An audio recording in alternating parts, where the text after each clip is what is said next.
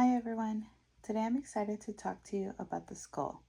I will be going over the structures and their significance. The skull is a vital part of our skeletal system. It serves two primary functions, protecting our brain and providing a structural support for our face. Beyond this, the skull houses our sensory organs and plays a crucial role in various bodily functions. Additionally, it plays a role in respiration and digestion through the jaw. The human skull includes 22 bones, 8 cranial bones that protect the brain, and 14 facial bones that shape our features. This intricate anatomy is essential for maintaining the integrity and functionality of our heads. Let's dive deeper into the cranial bones. There are 8 in total. The frontal bone forms the forehead. The parietal bones make up the sides and the top of the skull.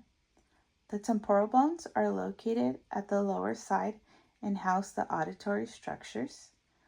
The occipital bone is found at the back, featuring the foramen magnum. The sphenoid bone serves as a central connecting piece.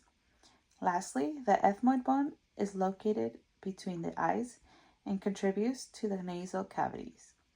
Each of these bones plays a crucial role in protecting the brain. Moving on to the facial bones. There are 14. The nasal bones form the bridge of the nose. The maxilla are the upper jaw bones. The zygomatic bones create our cheekbones. The palatine bones form the part of the roof of our mouths. The lacrimal bones are small and located in our eye sockets. The nasal concha are turbinate bones in the nasal cavity. And finally, the mandible is the lower jaw, and it's the only movable facial bones. The skull also contains important features. We have foraminas, which are openings for nerves and blood vessels. For example, the foramen magnum that will house our spinal cords and vertebral arteries. We also have sinuses. Sinuses are air-filled cavities that reduce the skull's weight.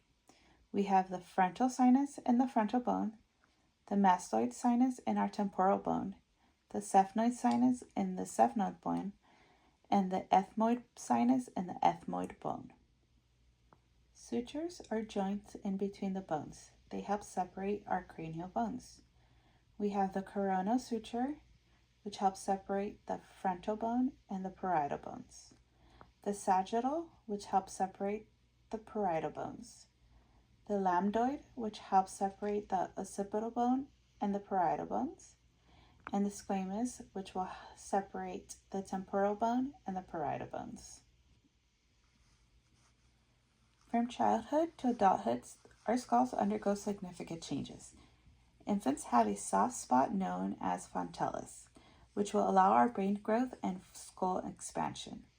As they mature, these frontellas close, leading to the adult skull shape.